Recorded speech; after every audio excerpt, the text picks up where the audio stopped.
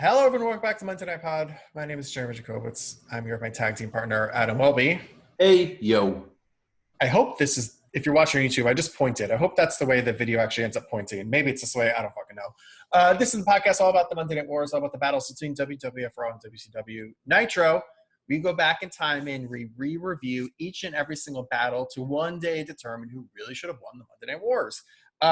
Adam, why should people listen to what we have to say? Because I think we are at the equal number of episodes of our show right now that we are at days of quarantine, I believe.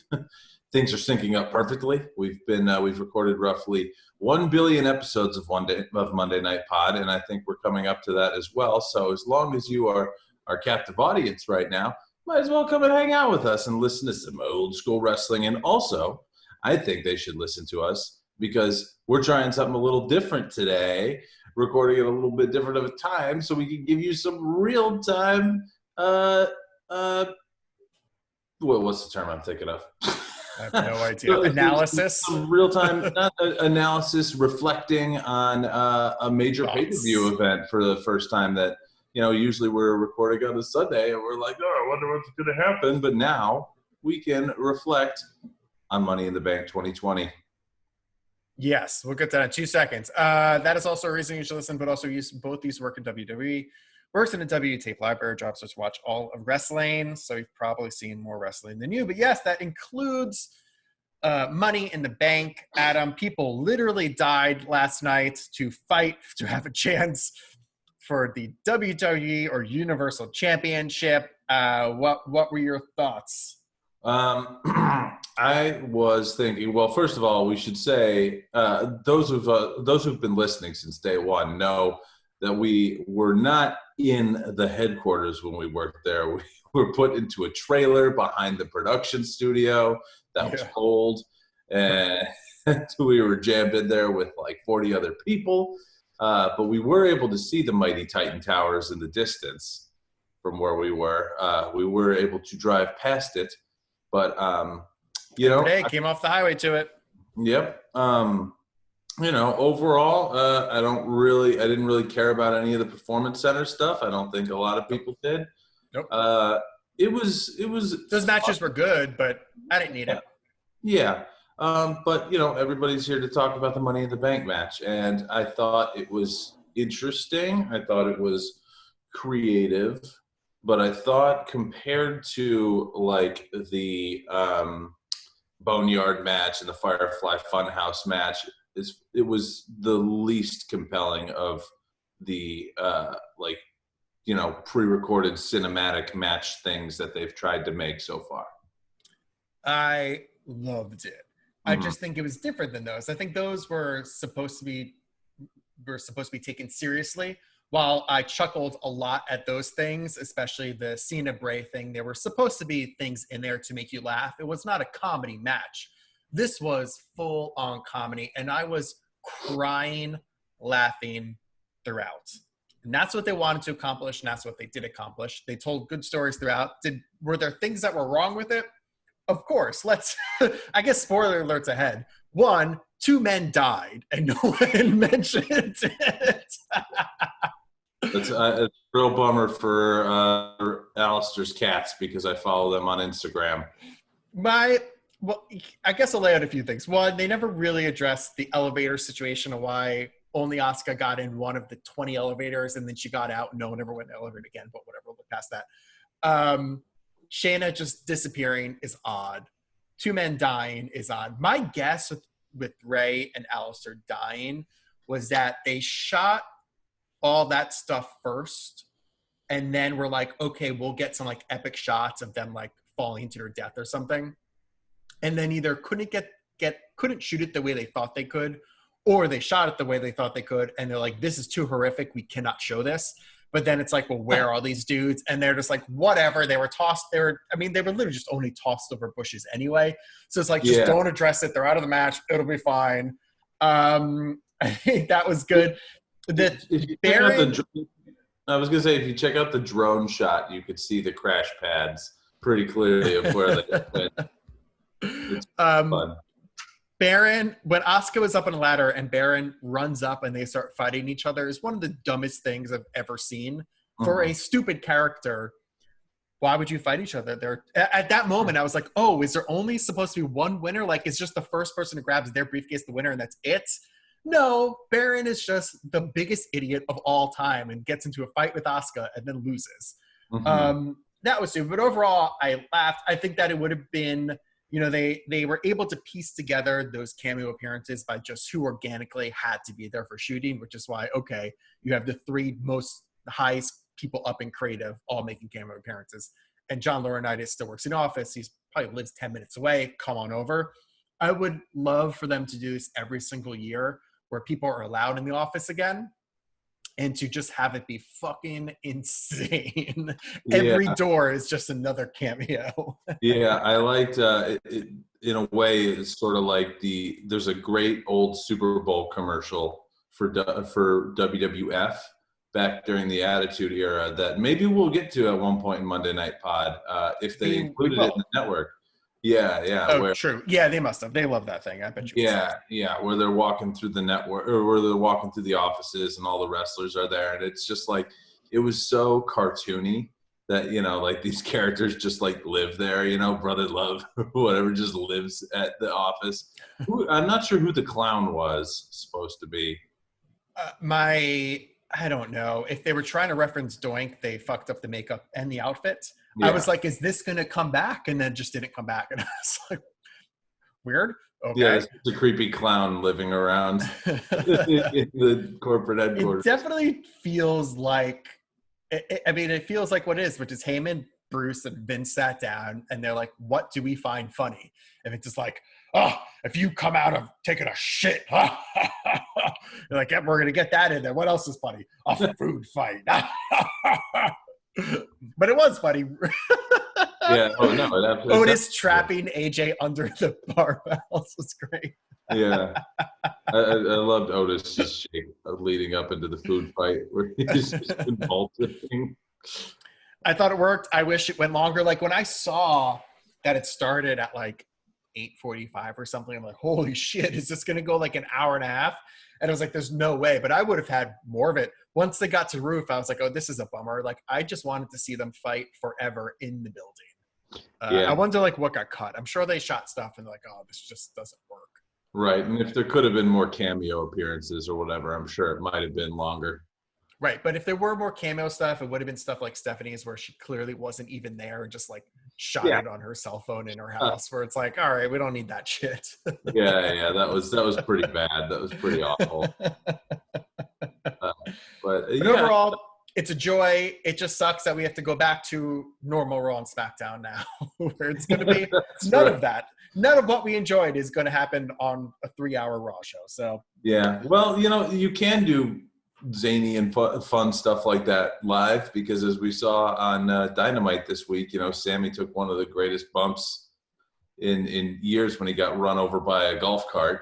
That whole fight was that was fun. That had me cackling also, but it wasn't the same setup joke punchline that you can get when you pre-tape stuff. Of course. Well, why should we pre-tape? Don't fucking do these lives, and we're going to talk about that in this episode too, about live versus pre-taped as well. Well, you know what? I think we're both happy with how Money in the Bank turned out, right? The matches. We're happy with the people who are carrying it. And I guess now we can move on to our time machine. Well, let's do it, Adam. Let's go to August 19th, 1996. We are at the Wheeling Civic Center in Wheeling, West Virginia, and we are live for WWF Raw. We start off with a little tease, see what happened at SummerSlam last night with Paul Bearer turning on Undertaker in the Boiler Brawl, Mankind. Mm-hmm. And then we're welcomed to the show by Kevin Kelly, Jim Ross, and Jerry the King Lawler. No Vince McMahon on commentary tonight. We will circle back on that at the end of the episode. But we started out, remember last week Ahmed got hurt, so there's now going to be an IC title tournament to determine a new Intercontinental Champion. And we begin with Owen Hart versus British Bulldog, the stable mates, the best friends, the tag team having to face off in the first opening match. Match goes 11 minutes. Let's see here. So we'll just go through this match a little bit. So we begin to see what they're going to tease through the rest of the episode, which is like the static coming on the screen and audio going in and out, and JR saying that he's cold, and instantly he knows that it's the Undertaker fucking with the screen, which is very, okay, JR, this has never happened ever, but instantly you know that there's an issue that it has to be the Undertaker fucking with you. Well, we feel the Undertaker's presence throughout. Yes, of course. It's also weird that, like, if there was an issue with the, like, static on the screen and stuff or audio, the commentary would not see that happening or hear that happening because they have a separate feed. And what are they listening to? So it is a weird thing. Like, what they would, I know this is so nitpicking stupid. What they should have done is have it play out, come back from commercial, and be like, oh, we've been, people have been calling in. Apparently there's issues with this, blah, blah. To have it happen live makes no sense. Yeah. Anyway. Well, you know, we see this all the time with them not able to play their live things correctly. It's just like when they're talking from commentary to wrestlers backstage and stuff like that and calling it live, you know, it's just another one. Why am I complaining about a universe where two men were thrown off a roof last night? I don't know. That's right. Anyway, Cornette is not at ringside because they come back to him backstage. He says that how could he choose between these two people? But tonight he's bringing back a former client, Yokozuna. He's going to be in the corner of again as he faces off against Shawn Michaels tonight. Anyway, Bulldog suplexes Owen to the outside and they start fighting. Oh, at one point, Sonny comes out also to get on commentary. So they go to the outside and start fighting. Bulldog accidentally like knocks into her and her soda goes everywhere. Owen, I didn't even realize Owen gets back in the ring. The bell rings. It's a count out. Sonny's pissed. She throws King soda into Bulldog's face and it's chaos ensues, I guess. Yeah, it makes Bulldog look dumb, but it's a good way for at least, like, you know, these two guys who are supposed to be allies not to burn their bridge together, you know? Right. The finish made sense. I thought it was a double count out, though. I didn't realize that Owen got back into it. It's like, I thought I caught Owen getting back in the ring. But afterwards, Sonny's still yelling. Jim Cornette runs out. She says that Bulldog is a pervert and he put his head up her skirt. So Corny calls her a slut. Pretty funny, actually. Classic Cornette. Yeah. You know, it's a kid's show, guys. Remember.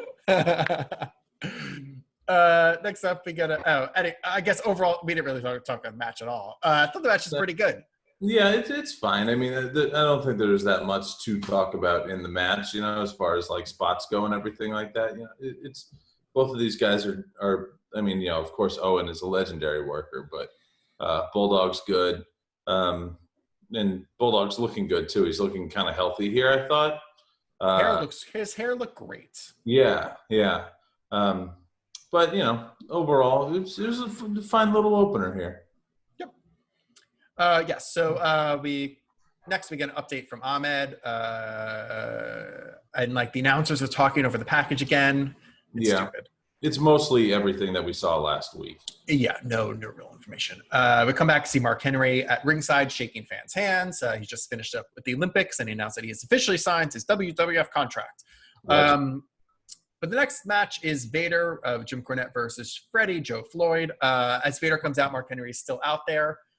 So he stares down Mark Henry and flexes as Mark laughs him off. That seems weird to laugh off the biggest heel in the company, but sure. Corny gets a commentary, and he, Vader murders him. He hits 2 Vader bombs and kills him. Again, we see more static and the lights going out in the arena, and JR once again just knows it's the Undertaker. Can't be anything else. Got to be the Undertaker. Mm-hmm. Can't be faulty wiring in West Virginia. No. This is the squash. Any thoughts? Nope, Vader squash, just total mauling. You know, that I like Vader in that form. Right, for what it is, I like it. Mm-hmm. Next up, Mankind and Paul Bearer are in the ring. JR for an in-ring interview. So last night, Paul Bearer returns on Taker. He's now aligned himself with Mankind. The first time that he's been a Taker for 6 years, almost since his debut. Not his debut, but almost from the beginning. They talk about Paul Bearer turned on Taker last night. He says he's sick and tired of carrying the Undertaker everywhere. Lights go out again. JR is yelling, it's the presence of Taker, blah, blah, blah, blah, blah. Mankind, it's been announced that Mankind is going to take on Shawn Michaels at In Your House for the WWF Championship. Mankind talks about that. He says that winning isn't his priority. Winning usually isn't his priority. It's about causing misery. By beating Shawn and taking the title, he would cause misery to the millions of the clique. That's right. Yeah. I like that. I like his paw. He did the pause too. The millions. The lights start to flicker again. Paul Bearer looks a little worried. He says that Undertaker is gone and passed away, though, so who cares? Gong hits. Taker's lifeless body is brought out by the Druids. They leave him. They're chanting. They leave him on the ground. And what do you know? Undertaker sits right back up. And he's alive. Mankind and Paul Bearer go running through the crowd as Undertaker does his arm thing. If they had a shred of patience, they could have at least made this play out over a couple of weeks. Undertaker's gone, Undertaker's dead, and really let it have some impact when he came back. First week, gone, nothing. Second week, flickering lights, whatever. And this is the impatient route. Third week, that's when you have it happen. But they're so impatient that they couldn't even wait 24 hours. No, and they could have taped it all that one day. They could have gotten out of their system, if not play out on air. Mm-hmm. But yeah, it was good. I mean, I liked the promo. Oh, I love the promo, actually. I mean, this is peak Paul Bearer, peak Mankind.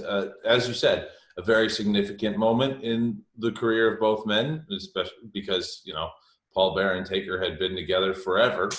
Yep. The first of many betrayals between the Undertaker and Paul Bearer. Until Undertaker murders him. Yeah. What are the many, I guess the WWE universe, the history of the W universe is filled with murders that have no consequences. Yeah.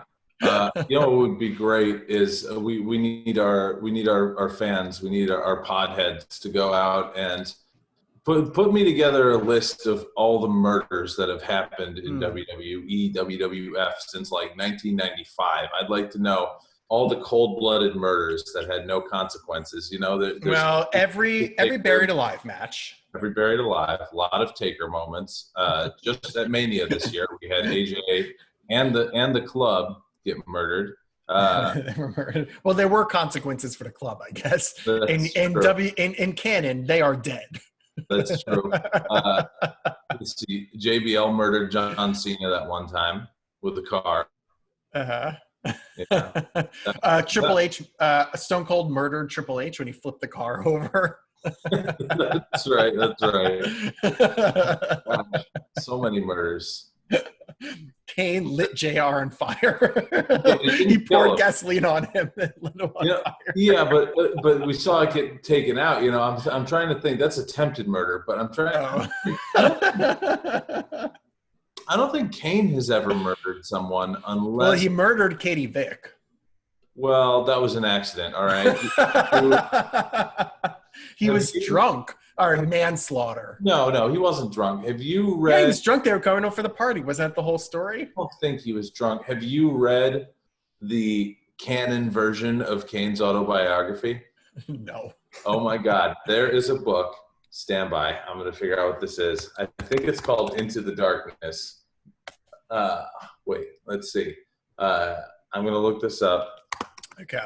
And there's a book, a novel that is entirely canon, kayfabe, about how about the life of Kane leading up to WWF. Starting with Undertaker burning his parents alive. Journey into Darkness: The Unauthorized History of Kane. So this is not a WWF product or WWE product. It is. Oh, but they call it unauthorized anyway. Yeah. Yeah, I see. Okay, You can get it right now for $14.77 on paperback. Oh, on Amazon. Maybe I'll do that. Maybe we'll do the Monday Night Pod book club review next week. Well, then I'd have to read a whole book. Oof. Have you read a lot of wrestlers' autobiographies? I've not read one in years, but yes, I read all the Foley ones. I read The Rock. I read Stone Cold. I read Vince Russo's, Ric Flair's. Well, I didn't know Flair had one. Yeah, well, remember that's where the whole feud between him and Mick Foley started in real life and on screen. Right. Because he called him a crash test dummy. Right, and said that he was hammering down cheeseburgers while everyone else was like trying to be in tip-top shape. Yeah.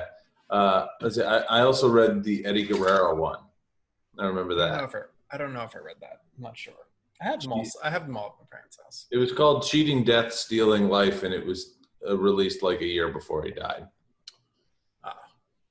Well. Womp womp. I think Benoit is a book too. Oh. Pulled that shit. Ooh. That's Everyone's called book. Yeah. Anyway, Journey into Darkness, Unauthorized History of Kane. Highly recommend. It is fucking weird. There you go. That's our Monday Night Pod recommendation of the week, folks. Anyway, get back to the show. We come back and we are in the woods and there's like a little fire going and the Stalker is making his way to the WWF. The Stalker, of course, is Barry Windham in fatigue, which they even just acknowledge, which is a very non-WWF thing to do. They would have just called him Stalker. When they come back from commentary, like, oh, it's Barry Windham. Yeah. I imagine former world champion Barry Windham is now the Stalker. I imagine if Vince McMahon was out there, he wouldn't have let them. Oh, it's the Stalker. Well, who's that man? Who is that guy? Who is that individual shrouded in darkness? The Stalker. You're gonna stalk.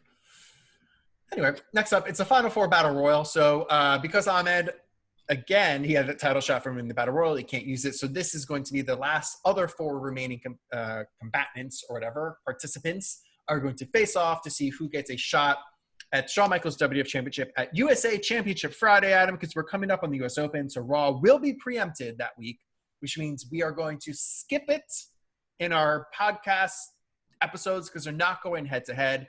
I think it's in 2 weeks or something. I don't know. We'll see.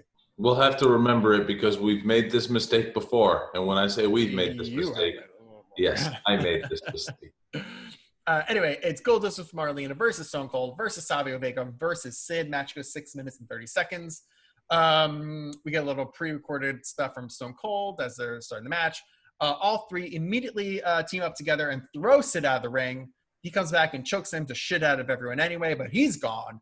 He did a great choke slam, man. That's it. Oh, wonderful. Although we'll see another one tonight that's very good. Vega eliminates Stone Cold, but he comes back in and takes a cheap shot at Savio because that's whatever. Vega goes after Goldust, but he ducks and launches Savio out of the ring. I mean it if you're watching on YouTube. Whoa, out of there. And Goldust is the winner. He gets his shot at Shawn Michaels. USA Championship Friday. He sure does. This one felt like it went by really quickly to me. And 6 minutes, 30 seconds. So. No, I know. So it's not that quick, but, it's odd to have Royal Rumble rules with four guys, as far as like over the top rope elimination. Right. Yeah. And, this also got me thinking, and I'll bring this up again later tonight, but we've talked about it before, the whole like, oh, isn't this your chance to like start putting the rocket strap on Stone Cold? Because the 316 promo was almost, what, was 3 weeks ago at this point?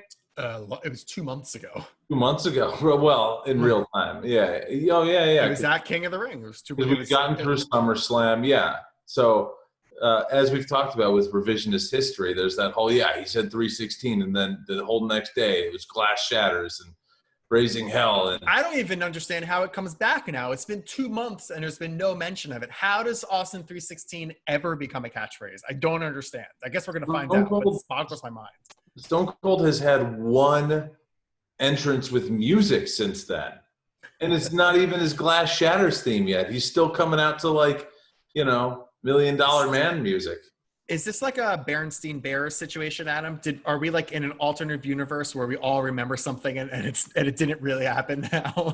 It must be, but it's funny because it also makes you sort of realize, everyone talks online about like, it's time to push this person. It's time to catch on this momentum that they have, as if like that it's immediately recognized and acted upon. We always think like that's how it happened with Stone Cold, The Rock, NWO, whatever. We always think like, we recognized it. We're running with it. But like, no, it is very much not that. It's like, oh, something happens.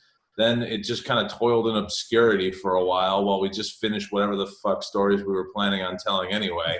And then.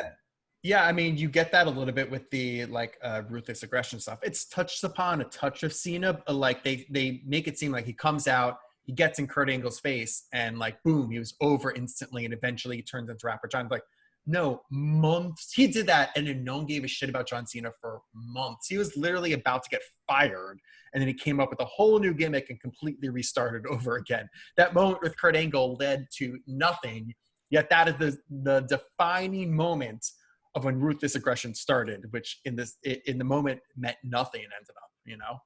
Right. Same with like Randy Orton. Randy Orton like took forever to, and people think, people forget until they released. I mean, I'd forgotten until they released the documentary about like how, of course, he started getting over with his shoulder recovery thing, but like that was months after he debuted, and then you think back on it and you're like, oh yeah, Evolution came around, and then he was immediately like super over.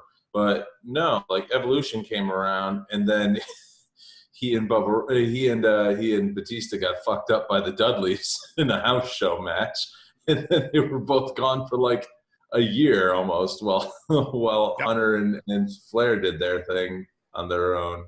But you know, when you think back on the history of it, like you totally miss out on like, no, this wasn't immediately acted upon. And so yeah, it's very interesting because you think like, oh, it's a battle royal with a couple of guys. You could get Stone Cold going now. You could rocket strap him. You could protect everybody else too. Well, to be fair, his pre-recorded stuff is about Bret Hart, and that is going to be what starts to propel him. So the seeds are being planted for his next steps. At least. True. Anyway, we go backstage and Corny's back there talking about Yoko being back with him, and it's time for a main event. WWF champion Shawn Michaels with Jose Lothario versus Yokozuna. And guess what? Not Jim Cornette. But we've talked about this Jim Cornette twice tonight about him being back at Yoko, but he does not initially walk out with him, which is odd. Match goes 4 minutes and 15 seconds. JR says Yoko weighs 700 pounds. Might be high, but yeah, but I was going to say this is probably the heaviest he's been, and this will also be his last appearance ever, I believe, for the WWF, because he got sent home to take care of his weight, and he just never did. Yeah, he's very, very, very, very, very, very big. Yes.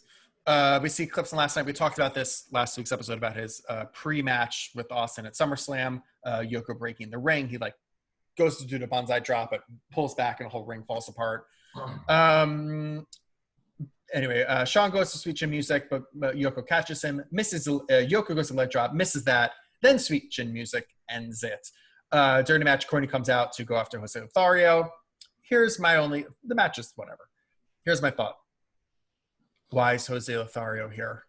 I know we could have talked about this months ago, but it made sense leading up into WrestleMania. It's like Shawn going back to his roots, going back to his master. It's like a classic film trope. You know what I mean? Like going back home to relearn, to finally vanquish his enemy or whatever. We're months later. Shawn is this young, hip, cool, sexy boy. Why is there an old man standing next to him this whole time? Now, I understand that when you are a face manager, it makes no sense anyway, because face managers don't do anything. The whole point of a manager is to cheat for you. So, yes, he's not really going to be getting involved in the match. But I think it actively takes away from Shawn's presentation, which is always like, yes, Shawn Michaels, and this old random man standing behind him who does nothing. Yeah. As far as face managers go, I've just on a more contemporary level, I've kind of liked what they've done with Arn Anderson being a manager for Cody in AEW a little bit. But not totally disagree. You're right that like they're largely useless, and the whole point is for them to be out there to cheat for you. So I could see like maybe Shawn saying that like, hey, I'm in this feud with Cornette's boys, and Cornette's always out there, so I need my guy there. But like, I think you'd only do that once in a while. You'd only do that for a tentpole event, not for a non-title versus Yoko. It brings me down. Yeah. there's no stakes to this match with Yoko. So he doesn't have to be like, please, Jose, I need you to fly to from San Antonio, Texas to Wheeler, West Virginia. I mean, come on, what's the closest airport to Wheeler, West Virginia? DC. So, it's a hell of a commute. No offense to our listeners in Wheeler, West Virginia. I'm sure it's I do have an update. After I was so rude to everybody in what state was it last week that Nitro was at? Montana. Was it Montana? No. Oh, that Nitro was at? No, Nitro was in Wyoming. Yes. I double checked. We've never had a listener from Casper, Wyoming, so I'm good that I made fun of the state. Screw you guys for never listening to the show. At least that's the data I received. If you are a listener, reach out, please. But the data I received is that no one from Wyoming has ever listened to our podcast, so it does not matter. Well, I will continue to make fun of you until we do have a listener from there. Yeah. As soon as someone joins, as soon as you put on the Monday Night Pod T-shirt, we'll start, putting you over. By the way, closest airport, like major airport to Wheeling, West Virginia, is Pittsburgh International, from what I'm seeing here. That sucks. Anyway, speaking of things that sucked, I did not like Raw at all. I thought it was another live episode of Raw where it was a huge missed opportunity. Was there some okay stuff? Yes, I like the Mankind promo. That was good. Stories are being told. I like that. But overall, there was nothing to see here. Also, circling back to the commentary, I thought it was terrible. I thought that Kevin Kelly sucked. King always sucks. And even JR, instead of like JR talking, he was just yelling things the whole time. And just like, it's like, oh my God. Like it actively took away from the episode. Yeah. I didn't think it was as bad as I think you did, but I thought it was a missed opportunity in a lot of ways. And it was not as hot as it could have been. We weren't moving things forward like we should. And as you and I discussed just now, like, take that whole Mankind Paul Bearer thing and just cut off the last third of it. Just make it with the two of them talking their stuff. Spread out the stuff over a couple of weeks with him coming back from the dead. And you have yourself a nice little story for 3 weeks. I guess you also have to, try and build Mankind versus Shawn during that time. But like, so you tease it, and then Taker doesn't come back to the pay-per-view and cost Mankind the shot. Yeah, exactly. Boom, so booked. We just booked it. Booked it better. We're gonna be in that room with the Tyrannosaurus Rex skull on the wall that Vince has. Yeah, that's a real skull, right? What's that? That's real. I assume for a billionaire, that shit should be real. Yeah. Someone brought it up. I was watching the live stream of What Culture, so I was looking at all the comments coming in forever. And someone said what should have happened is like they walked into like the writer's room and like saw like all the plans on the board and then like had like the self-realization that what they're doing isn't real. He said like Otis and it was like circled as the winner and like, wait, what? That would have been good. Or like if AJ was circled as the winner, then he could, it would have made his ending that much, better. I'm still a little iffy on like him not winning it because he never had full control. It's like I bet you they're going to talk about it being like football. Or football, you have to maintain control of the ball and make sure he never once had full control of it by himself. All right, well, let's go to Nitro. And I forgot to write down where it was, so give me 2 seconds. Nitro was live from the Von Braun Civic Center in Huntsville, Alabama. God damn it. I'm sorry, buddy. I gotta go. All right, it's doing it. The chipmunk went around the house, so if it happens again, I don't think I'll be able to see. Okay, well, there you go. It's on its own now. Sorry, listeners. I had to save a chipmunk. All right, Adam. Well, that was the ends of Raw. You liked it a little bit better than me. Any final thoughts? Didn't like it, but liked it better than you. No. Great. Let's go into Nitro, Adam. We are live from the Von Braun Civic Center in Huntsville, Alabama, where maybe a young Conrad Thompson was sitting there watching his future daddy-in-law, Ric Flair, wrestle. But we start off that's the weirdest thing of all time. We don't need to talk about that. But anyway. I don't know what you're talking about. What's that? I don't think I know what you're talking about. That Ric Flair is Conrad Thompson's father-in-law? Who's Conrad Thompson? Oh my God, Adam. Let me turn back on the screen so I could yell at you. I was looking at something else. Adam, we are doing a wrestling podcast here. We have to give respect to the godfather of wrestling podcast, the co-host of Bruce Pritchard's, Arn Anderson's, formerly Ric Flair's, JR's, Tony Schiavone.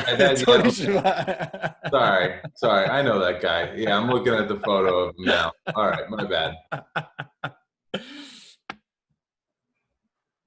My bad. People are going to yell at us. Anyway, we start off with... Edit that one out. Adam, there's too much to edit out. I can't keep editing this episode. We start off with, I wish we could edit out this match. It's VK Wall Street versus Hacksaw Jim Duggan. Starting off hot tonight, Adam, on Nitro. They like starting Nitro with Hacksaw. I guess they think that he's got that good first hour energy. Maybe he does, but not VK Wall Street. Match goes 5 minutes and 30 seconds. This is a rematch from Clash of Champions. So remember, between last week's Nitro and this week's Nitro, there was Clash of Champions, which the fallout from that is going to play heavy, whatever, on this episode. During that match at Clash, Hacksaw went for the tape. He's like whipping the tape around. He ends up whacking the ref and getting wrapped up into it. So VK is able to schoolboy him for the win on that night. Tonight, Nick Patrick is the ref. This is going to be a storyline throughout the entire episode, so we're going to talk about it a lot. Yeah. Well, Nick Patrick, Monday night Nick Patrick. Yes. Nick Patrick tries to take away Jim Duggan's tape, but as he does that, he takes it. Jim Duggan's like, well, fuck it, I got more. Takes more out of his trunks and punches out VK Wall Street for the win. So it was illegal for him to have it, which is why Nick Patrick takes it away, but it wasn't illegal enough for him to punch him. I know this is all going to play out in terms of what's Nick Patrick's deal, but it's odd. Anyway, match that's 5 minutes, 30 seconds just for that to happen. It was stupid. Okay, I have a question for you. Do you think Hacksaw thought ahead with this match based on the tape shenanigans from last night and put 2 rolls of tape in his trunks?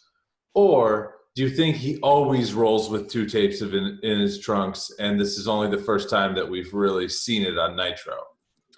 You know, Adam, since Hacksaw is a friend of the podcast, I think it's fair for me to speak for him. I believe that he always had 2 rolls of tape in his trunks. Just okay. Prepared. That's good. Watch, we're going to ask him because he's a friend of the show, and he's going to tell us that he had 3.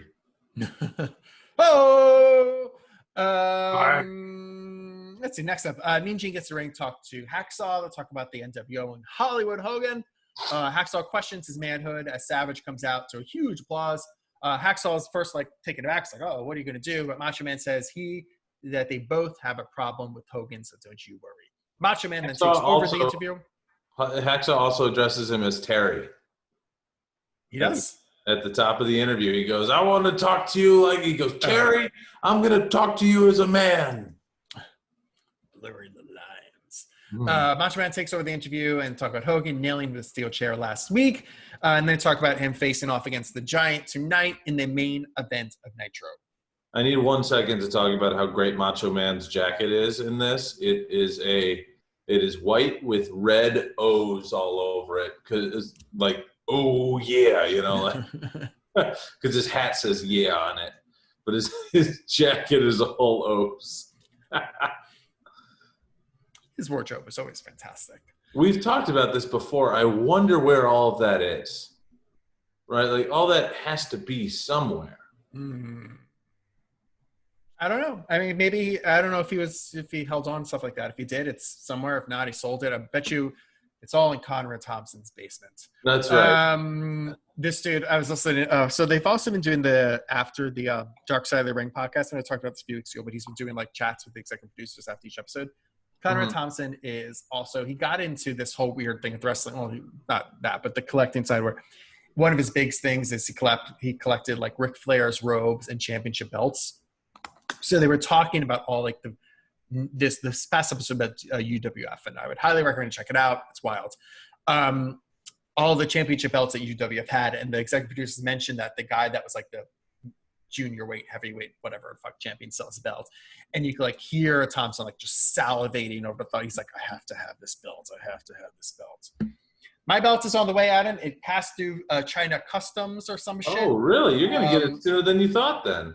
So I believe by next week I will have my championship belt. Hopefully. All right. That is what DHL is telling me. All right. Fingers crossed. Next up, Tony and Larry talk about Hogan becoming champion and Giant murdering Benoit Clash. Literally, oh God, I can't say that word to Benoit. Anyway, Giant takes care of business. I don't know, whatever. It's Earl Robert Eaton versus Chris Benoit, which is going to go 4 minutes. Benoit, of course, is with Woman and Liz. It's pretty much a squash. Even gets a little bit of offense, but a flying headbutt ends it for Benoit. Right. Benoit is working this match stiff as fuck. Yes. Because you have Bobby Eaton here. That's a guy who knows how to work. That's like one of the people who like Ric Flair was putting over on the Broken Skull session about like people who are great workers. And so obviously he's going to want to, when these old school great worker guys step in the ring with Benoit, they want to just go at it. And that's what these two did. They beat the fuck out of each other. Thought it was good. Mm-hmm. Next up, we see footage from Clash of Champions again, and the Outsiders attacking the Steiners, who are about to get the win in the Triangle Tag Team Championship match. Nick Patrick calls. So they're on the outside, fighting the guys. Nick Patrick, Steiners are going for the pin. Nick Patrick instead calls for the bell, calling for a DQ instead of counting the pinfall. Controversy there. And then they think that Hope. And then they get to the main event where they said they think they heard Hogan give up, but again, it is not called for, and the Outsiders get involved there too, causing the DQ. Lots of shenanigans at Clash of the Champions. All with Nick Patrick in the middle. Yep. Again, Monday Night Nick Patrick. Yep.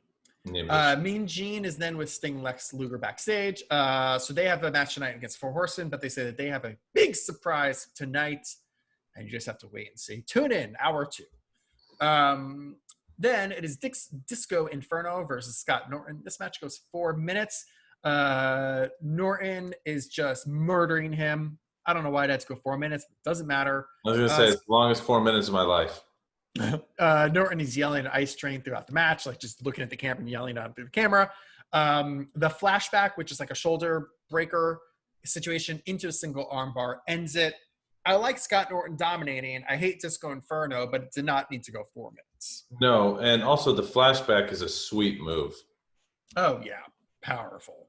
Yeah. I just don't understand why, like, there's a lot of different elements of Scott Norton and his performance and his character that I like, but it's just not adding up into an overall package that I like. You know, when I see Scott Norton, I'm just like, oh, that guy looks like a weightlifter. He looks like some steroid guy, I guess. He looks like an old dad that still like works out in his garage. Yeah, but like one who needs everyone to know and see his workouts. Next up, Mean Gene is backstage with Teddy Long and Ice Train, who has like his arm all taped up. Teddy talks about Scott didn't beat Ice Train. The ref Nick Patrick called the match. So who knows what really happened? Nick Patrick again, shenanigans. Then we see Norton kick the shit out of Ice Train, and this is flashing back again. They're at the CompuServe table, and Scott Norton beats him up, and I don't know, whatever, who cares? They're going to face off at some point. Yeah, Ice Train needs to work on his eye line because he's like looking off camera and going, like staring at the ground while he says his lines. Yeah, I mean, who cares? Next up, that's how much that feud. I mean, that feud is now, 2 months in or something? Scott Norton is like trying, but he's the king of like low key feuds that go on forever. Like remember his feud with the Shark, his potty nominated feud with the Shark from 1995. That's true.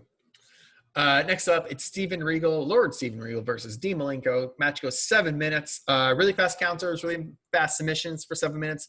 Ends when Malenko gets like a roll-up situation. What do you want to call it? Yeah, roll-up situation. That schoolboy? Was it a schoolboy? I get them all confused. I I'd say I don't so. know. Whatever. It's some sort of roll-up situation. There's just a lot of chain wrestling in this match. It's the kind of pin you expect from a chain wrestling match between Steven Regal and Dean Malenko. Yeah, I thought it was pretty good. Yeah, definitely. Not a lot of like things to call out necessarily, but just like I said, sort of fast counters back and forth, submission, each trying to one up each other. Catch. What is it called? Catch as catch can. Is that what it's actually called? I believe that's what I hear JR say. Yeah, I think I'm going to say that's what the match was. Okay, catch as catch can match. Yeah, I think that describes it. Anyway, then Mean Gene is at the entranceway with the four horsemen come out. Arn says that he doesn't need anyone to like him. Rick yells that Luger and Sting will something. I don't know. It's very hard to hear. I don't know what Flair is saying. Pyro is fucking going off. The announcers start talking over him. Mean Gene's trying to take the mic away from Flair. Flair is still yelling. Basically says that, and then he says that Flair has more playing time than Hogan. I don't know. He's making sexual references and yelling at Hogan. God knows what, but it's time for hour 2, so shut the hell up, Ric Flair. It's awesome. His white robe is great. And yeah, I love Flair yelling while the pyro's going. It's total chaos. Next up, it's the Nasty Boys versus Public Enemy for the 10,000th time. Match goes for about 4 minutes and 30 seconds. Brawling starts, and he goes the split screen, which I hate. I hated it until I realized that I can't talk. So I hate it because because the way their screens are formatted, which is 4:3, when you split screen, they have to be very, very tiny. And then I realized that if you're watching us on YouTube, I do the exact same thing to you guys. So I don't know if I can keep complaining, but at the same time, looking at us talk is not the same way as trying to watch people wrestle. It's not that important to see us talk. So I'm going to give us the benefit of the doubt and still say it's negative. Anyway, Public Enemy accidentally puts themselves through a table because woohoo. Sags jumps out of the way. They put themselves through the table. So Sags dumps Rocco Rock right into the ring, and Knobbs hits an elbow drop for the win. Mean Gene then, yep. No, I was just gonna say there was a funny, like a close up of an old lady in the crowd, like going crazy for him at the top of it. And we didn't talk about this in Raw, but like when Michaels came out, there were like these two girls who they looked maybe a little too young to be in braces.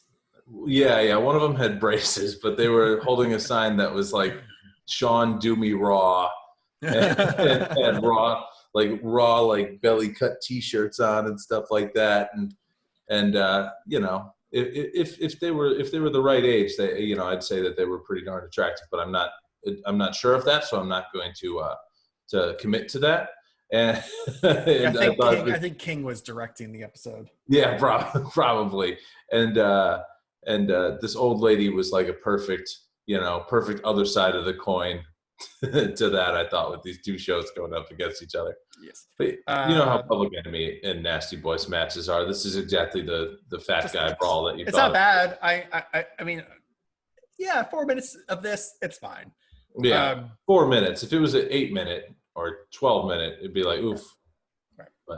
But Mean Gene then introduced Nasty Boys to the ring.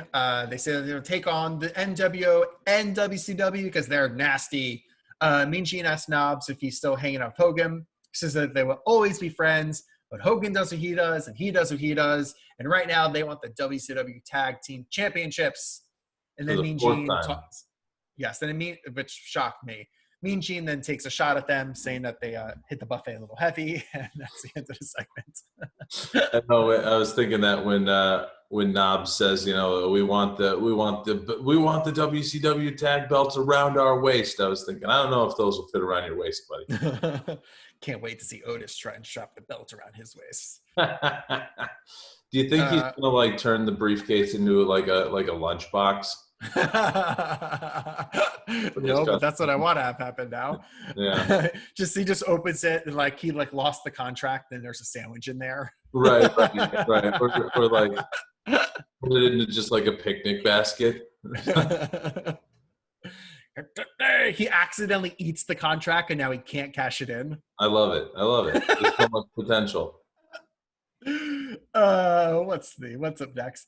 Eric and Bobby to talk about WCW not being paranoid about the NWO. They're like, we're strong, we're WCW, don't you dare, blah, blah, We see clips of Clash again as DDP losing to Eddie Guerrero, but then post-match, he beats the shit out of Eddie. Chavo comes down to try and help Uncle Eddie, and that leads to this matchup, which is DDP versus Chavo Guerrero Jr. Match goes 4 minutes and 30 seconds. DDP, it's like a beautiful double hammer lock belly to belly, but DDP refuses to go for the pin. He just keeps like beating the shit out of Chavo, not going for the pin. They're questioning again Nick Patrick is involved. They're questioning why is it Nick Patrick just ends it, but he lets the match keep going. He's going for the diamond cutter. Selling really well on this too, by the way. Chavo is like making it. DDP looks like $1 million here. Yes. He goes to diamond cutter, but Chavo reverses into a backslide pin for the win. After match, DDP goes crazy. He takes Nick Patrick's belt off and just whipping the shit out of Chavo. Randy Anderson yells out, finally gets in the way of the announcers, and Randy Anderson, they're yelling, why isn't Nick Patrick getting in the way? Why is he stopping us? What is he doing? Mean Gene even runs out to talk to Nick Patrick, and he says that he didn't stop anything. He says that he needed backup, their team. Mean Gene points out that Randy Anderson had no problem getting involved. Patrick says, yes, it's teamwork. That's what we're here for. I couldn't do it myself. Mean Gene then makes reference to a new home that Nick Patrick just bought. Shenanigans. Yeah, well, Nick Patrick says that the issue really is, and I thought Nick Patrick, so ahead of his time here, he says that the issue really is the reporting from people like Mean Gene in the media playing this up. And I was like, oh my God, Nick Patrick is yelling fake news in 1996. He is well ahead of his time. Bischoff knew. I wonder what Nick Patrick's up to these days. I don't know. You can look that up. Next, we see clips from a year ago of the American Male Speed and Harlem Heat for the Tag Team Championship, Tag Team titles. And that leads to our next matchup, which is WCW Tag Team Championship on the line. It's the American Males versus Harlem Heat with Sherry and Colonel Robert Parker in their corner. Nick Patrick is, of course, the ref again. Match goes 4 minutes and 15 seconds. Booker shoves Buff off the top rope and into a power slam by Stevie Ray for the win. Yeah, good chemistry between these two teams. I mean, it's the Harlem Heat. Like, they're just able to meld with anybody. They're so damn good. And obviously the American males are good athletes, depending, even though we don't really care for their gimmick so much. Nick Patrick, apparently, I don't know, he's not verified on Twitter if this is him, but what is the last tweet he said? He retweeted Jim Ross in 2011, so I don't know if this 133 followers, so I don't know about that. I don't know about that either. I'm surprised he doesn't have like a pro wrestling tee or something. It says that he retired in 2010. That makes sense. He was around WWE for a while. He occasionally officiates matches at Universal Championship Wrestling shows in Florida. No, he was, but otherwise he is no longer involved in the wrestling business.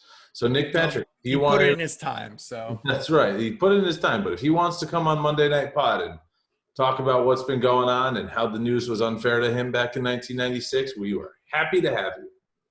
There it is. Maybe I'll have to pay him like it did Hacksaw. Next up, whatever. Nothing more speaking of the match. Next up, it is our four-person versus Sting and Lex Luger. So remember, this is the match that Sting and Lex Luger said they had a surprise for the Four Horsemen. So right away, Sting gets on the mic and says that they want the rest of the Horsemen to come out here right now. So Benoit and Mongo join them all in the ring. We come back from commercial. Mean Gene is out there. Mean Gene doesn't have a jacket on. He was like, I was getting himself prepared. I had to run out there, so they didn't give him a jacket. Whatever. Basically, what Sting lays out is Fall Brawl is next up. Wargames is coming up. Instead of the Four Horsemen going out there and competing against the NWO, Sting says that he and Lex should team up with Arn and Flair to take on the NWO. All four of them have the most experience at Wargames. They have to protect WCW. They go back and forth a little bit. Flair says that they're going to leave it up to Mongo and Benoit to step away. And if they're okay with stepping away, they're okay with this. Benoit and Mongo agree. But Mongo lays down the law and says, if there's any shenanigans, I'm going to take you guys out. And there you go. It's going to be the enemies are going to team up together to take on the common enemy in the NWO. No match, which is kind of a bummer because I wanted to see it, but huge storylines moving towards War Games.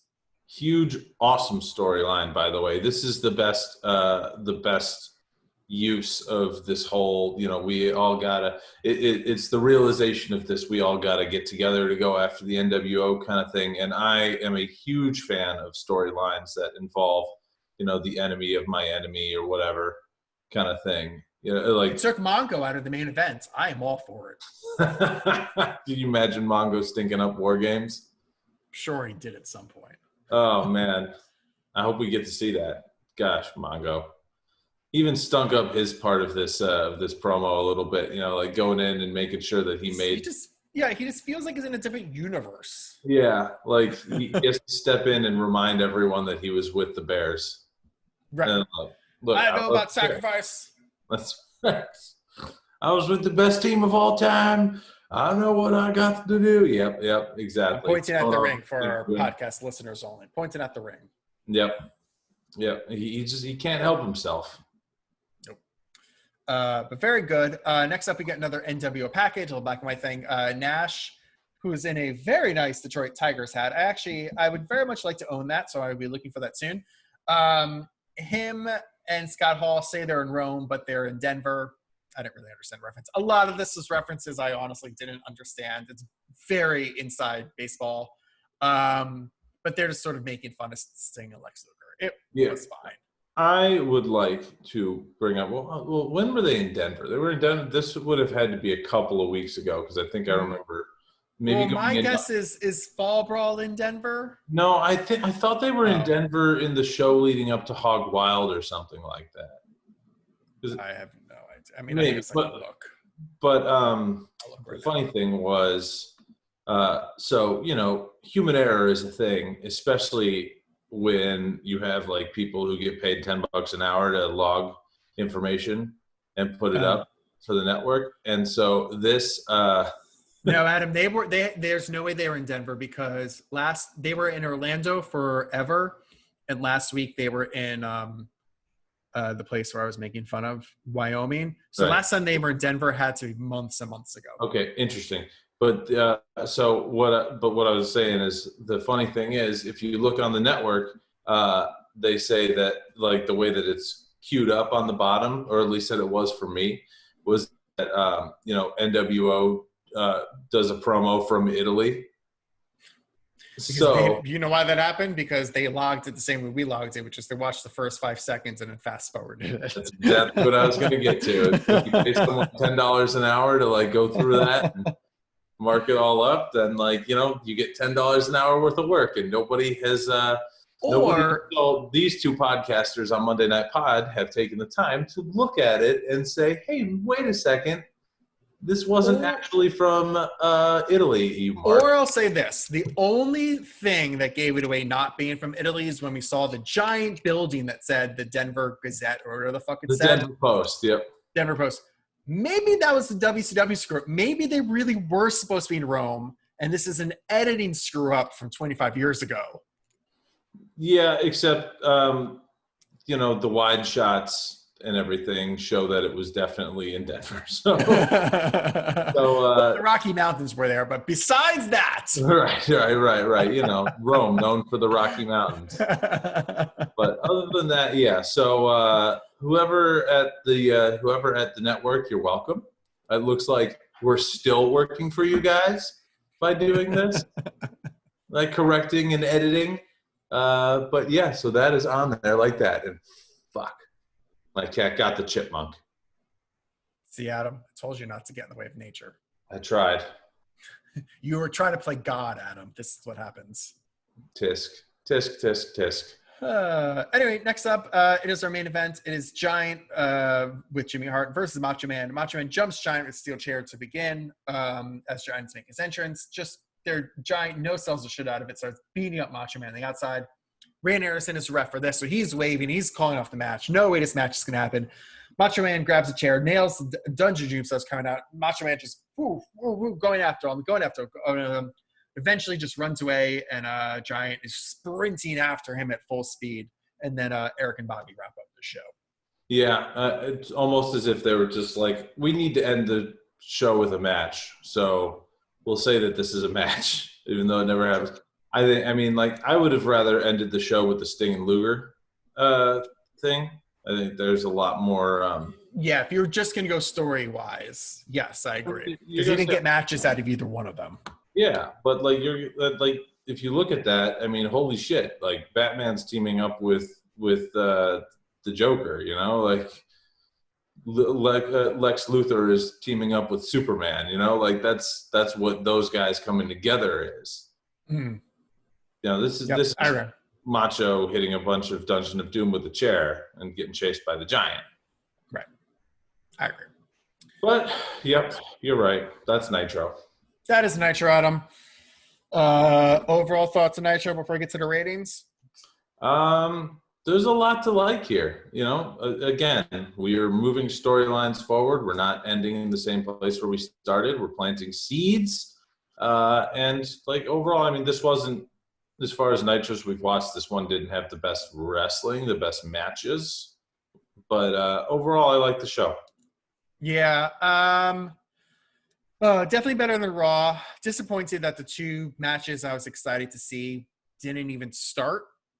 That was sort of a bummer. And for them to go back to back and the show that way is even more weird. Like maybe do the the Four Horsemen Sting Luger thing maybe at the top of that hour and spread these things out a bit more.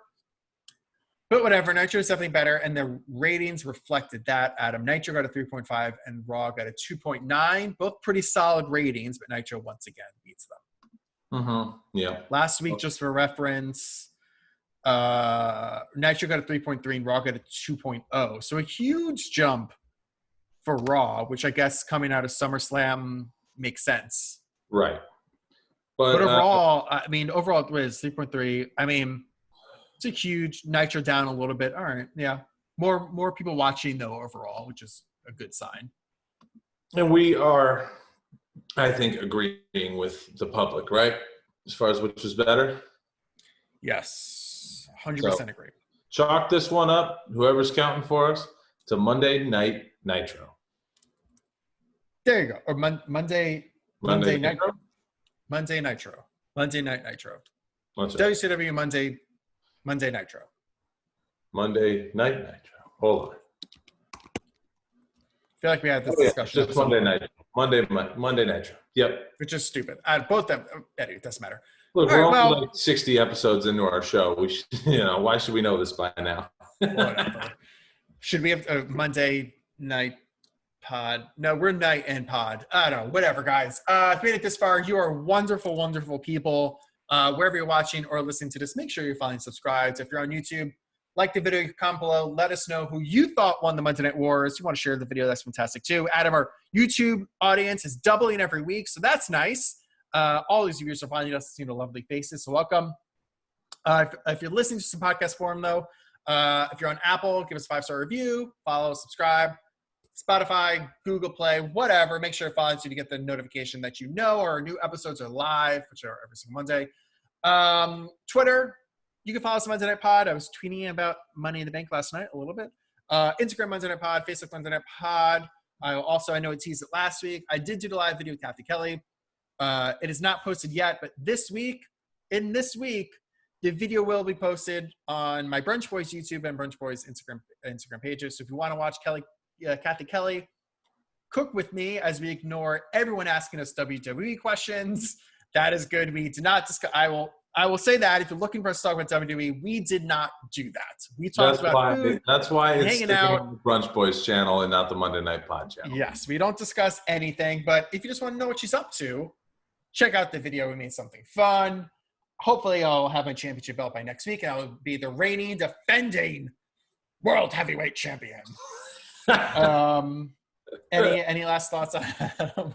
I mean, look, I'm excited for you to have that. I fully expect once you're defending that I will be the like the plotter on the side, like I'll be be my Jose Lothario. Yeah, no, I'll be the one that the faces actually get their hands on and beat the shit out of. Sure.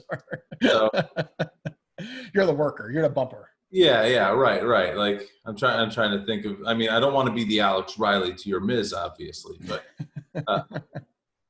we'll figure it out. We'll have the gimmick all tight next week. can't wait for it to be in my shoulder. I don't know. This shoulder feels warmer with this shoulder. Mhm. All right, guys. Thank you so much for watching, and we will see you next week. Bye.